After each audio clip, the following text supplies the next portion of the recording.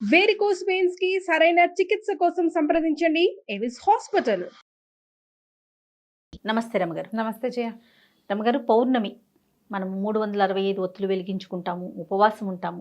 ఆ రోజు యొక్క విశిష్టత, అసలు ఏ రోజు జరుపుకోవాలి పౌర్ణమి? ఎందుకంటే మనకి చంద్రగ్రహణం ఒకటి ఉందండి. అవును, మొన్నేమో సూర్యగ్రహణాన్ని చూసాము, ఈసారేమో మనకి పౌర్ణమికి చంద్రగ్రహణం ఒకటి తగులుతోంది. సో 7వ తారీఖు 8వ తారీఖు ముందు అదొక క్లారిటీ తెచ్చుకున్నాక ఆ రోజు విశిష్టత.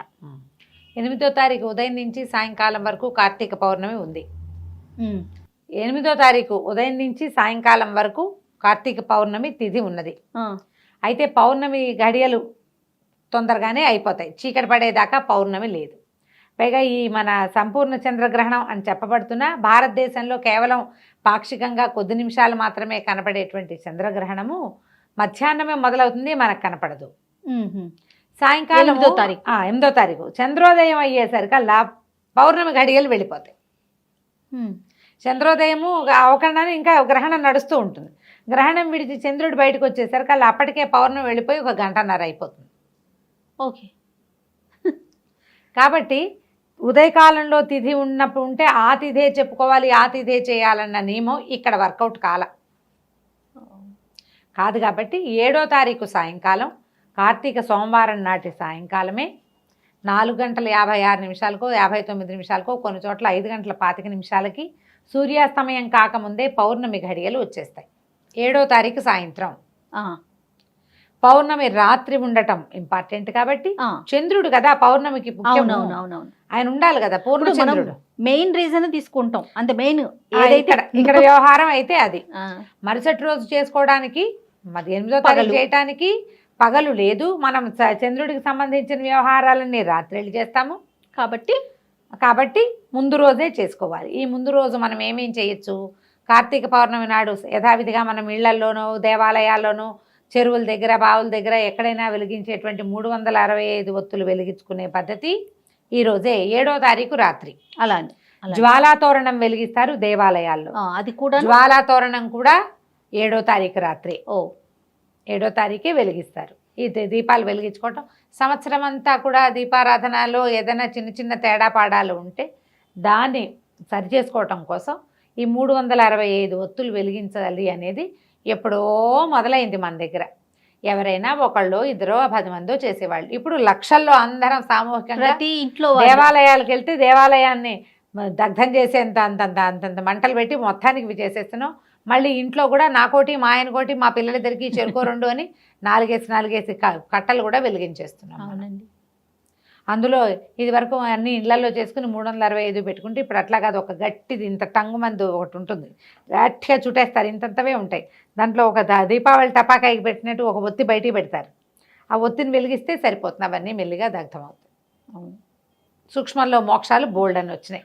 ఇప్పుడు అందరూ చేస్తున్నారు, ఏమీ లేదు. సోషల్ మీడియా ప్రభావం ప్రపంచానికి తెలుస్తుంది. మంచిగా పోని ఏదో నువ్వుల నూనె ఆవు నెయ్యి అవి ఆహుతవటం వల్ల వచ్చేటువంటి వాసనలు, ఎనర్జీ వస్తుంది, మనకి వాతావరణానికి మంచిది. మనకి ఎవరు వెలిగించారో వాళ్ళకి మంచిది. వీళ్ళు కూడా మేము ఏదో ఆధ్యాత్మికంగా ముందుకెళ్ళామనే ఒక ప్రగాఢమైన భావన లోపల కలిగి కొంచెం అంటే మనసు వేయిరేకులు విచ్చుకున్నట్టు ఉంటుంది, సంతోషంగా ఉంటుంది.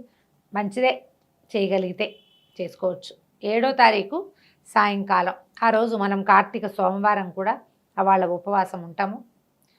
మనం దీనికి కూడా అంటే పౌర్ణమి కూడా పగలు ఉపవాసం, రాత్రి భోజనం. అవును. ముందు రోజు ఎలాగో కార్తీక సోమవారం పగలల్లా ఉపవాసం ఉంటాం. సోమవారం నాటి రాత్రి మనం ఈ దీపాలు అవి వెలిగించేసుకుని జ్వాలా తోరణాలు వెలిగించి దేవాలయ దర్శనం చేసి ఆకాశ దీపాలు వెలిగించి పున్నమి నోములని చేసుకుంటారు. పున్నమి నోములు కూడా 7వ తారీఖే చేసేసుకోవచ్చు. నోములు చేసేసుకోవటం తర్వాత ఇక మర్నాటికి ఏమీ లేదు. మర్నాటికి మనకు హడావిడి ఏం లేదు. యథావిధిగా మామూలు మంగళవారం నాడు ఏం చేస్తామో అదే విధి. మర్నాడు పున్నం నోములు వ్యవహారం లేదు. అయితే ఈ 36 పున్నములు నోములు అలాంటివి ఉన్నవాళ్ళు కొంతమంది ఉంటారు. 36 పున్నములు 36 పున్నమి నోములు ఉన్నవాళ్ళు కూడా 7వ తారీఖే చేసుకోవాలి. ఎందుకంటే చంద్ర దర్శనం పూర్ణబింబం 16 కళ్ళతోటి కనపడాలి మనకి. అది 7వ తారీఖే కనిపిస్తుంది అంతే. 7వ తారీఖే కనిపిస్తుంది. 7వ తారీఖే పౌర్ణమి ఉంది, చంద్రుడు కనిపిస్తాడు. దీని మీద ఏంటంటే నేను సుబ్రహ్మణ్యం గారి అదే తీసుకున్నాను, ఆయన సంప్రదించకుండా చెప్పట్లేదు. మామూలుగా కూడా మనకి పౌర్ణమి అంటే రాత్రి నిండు చంద్రుడు ఉండాలి. దీనికి రకరకాల పూజా విధానాలు కార్తీక దామోదర ప్రీత్యర్థం పూర్ణమాసంలో చేసుకుంటున్నామని చెప్పుకోవచ్చు. ఒకటి అమ్మవారికి ప్రీత్యర్థం ఈ లలితాదేవిని భావించి పూర్ణచంద్రుడిలో లలితా సహస్రనామం చదువుకోవచ్చు, శివ సహస్రనామాలు చదువుకోవచ్చు, విష్ణు సహస్రనామాలు చదువుకోవచ్చు.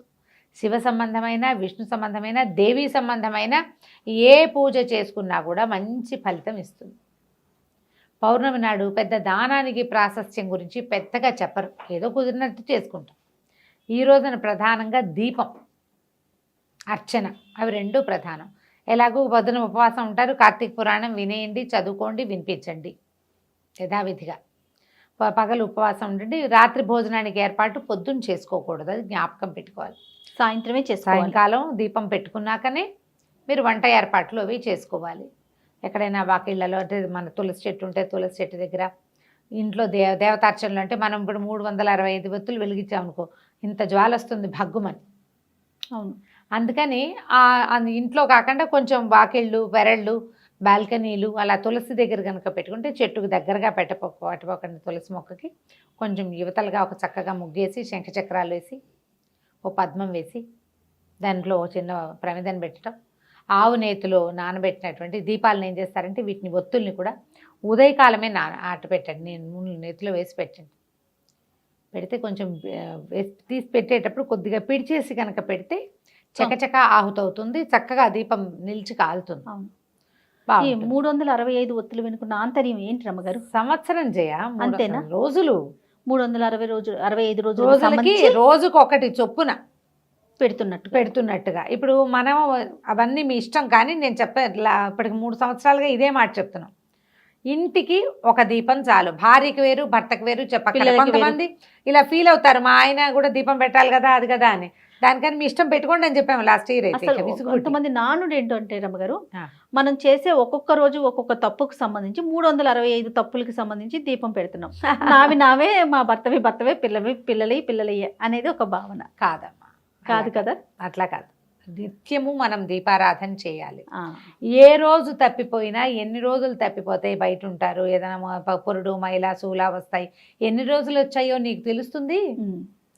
ఆ లెక్క తప్పు పైకి కిందకి పోకుండా ఉండటం కోసం దీన్ని తప్పులు ఏమిటి, దీపం పెడితే పోతాయమ్మా చెప్పు, ఏమిటో చెప్పుకుంటాం కానీ అలా ఉండదు. పైగా మీరు చూడండి, సంసార రథం చోదకుడు ఒకడే కదా ఉంటాడు. ఓ బస్సు కారు ఎక్కావు, కారులో ఎక్కిన నలుగురు డ్రైవ్ చేస్తారా చెప్పు?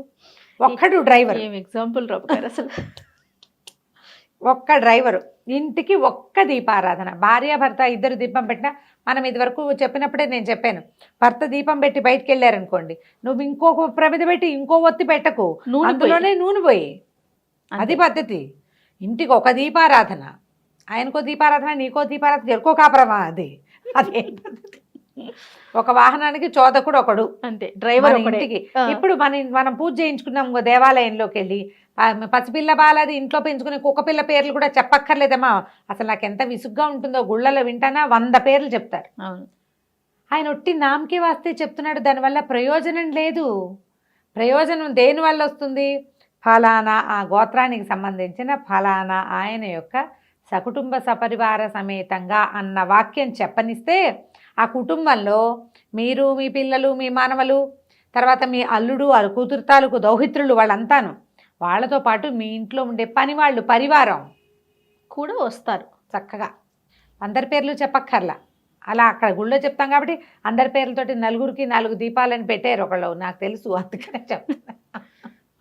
అలా చేయవలసిన అవసరం లేదు. మరి పిల్లల పేరుతోటి అంటారు, అమ్మా నాన్నకి చేస్తే పిల్లలకి చేసినట్టే కాదు, అంతే కదా కదా.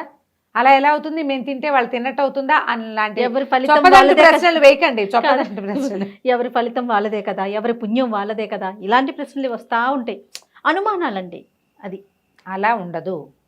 దైవ సంబంధమైన వ్యవహారాల్లో అట్లా ఉండదు. నలుగురికి 4 దీపాలు అక్కర్లా. మీరు ఒక పని చేయండి, మీకు అలాంటి వాంఛ కోరిక అలా ఉంటే, దీపం పెట్టాం కదా 365, మీ ఆయన వచ్చి ఒక చెంచాడు నెయ్యి వేయండి, పిల్లల్ని కూడా చెరుకో స్పూను నెయ్యి అందులో వేయించండి, ఆ ప్రమిదలో దండం పెట్టించండి. అది ప్రధానం కదా, అది ప్రధానం. దీపాలు తలా ఒక ఒత్తి, పోనీ 365ని 4 భాగాలు చేయండి, ఒక ప్రమిదలోనే పెట్టండి, వెలిగించండి. సూక్ష్మంలో మోక్షం అవుతుంది. 4 వేరు వేరు ఏం పెట్టవలసిన అవసరం లేదు. అలా ఆలోచించద్దు. ఇలా ఆలోచించండి. ఈ కుటుంబం ఒకటి, దీనికి ఒక్క పూజ గది, ఒక్క దేవుడు, ఒక్క దీపం, హాయిగా ఉంది చూడు, అవును. ప్రశాంతంగా. ఇలా ఆలోచించి చక్కగా దీపం పెట్టండి, మంచి నైవేద్యం ఏదైనా చేసి పెట్టండి. పాయసాలు అవి నివేదన పెట్టచ్చు, అరటిపళ్ళు తలమిడి నివేదన పెట్టచ్చు, వడపప్పు పానకము పెట్టచ్చు, అన్నం వండి పప్పు కూర పులుసు చేసి అన్నం పూర్తిగా వండేసి మహానివేదన కూడా చేసుకోవచ్చు ఈ దీపాలు వెలిగే వేళలో. రమ్మగారు, ఏ స్త్రీలైనా చేసుకోవచ్చా? ఇలాంటి నియమాలు అసలు ఏమైనా ఉంటాయా? 365 ఒత్తులకే అందరూ చేసుకోవచ్చు. దానికి ఏం అభ్యంతరం లేదు. ఎందుకంటే దీపం పెట్టడానికి ఇలాంటి ఏ అభ్యంతరం ఉండదని కార్తీక పురాణంలో గాథల్లోనే చాలా సార్లు చెప్పడం జరుగుతుంది కదా. చాలా సార్లు చెప్తారు. మీరు వెళ్ళగలిగి దేవాలయంలోనే ఈ ఒత్తులు వెలిగించుకోగలిగితే మంచిది. సంతోషం. దేవాలయంలోనే పెట్టాలి, ఇంట్లో పెట్టకూడదు అన్న నియమం అయితే లేదు. ఇంట్లో పెట్టుకోవచ్చు, తులసి చెట్టు దగ్గర పెట్టుకోవచ్చు. ఇంటికి పెడగా పక్కన పెరట్లో వాకిట్లో ఒక తులసి చెట్టు, ఓ ఉసిరి చెట్టు ఉంటే అక్కడ కూడా దీపం పెట్టుకోవచ్చు. ఏమీ తప్పలేదు. రైట్. నమస్తే. నమస్తే.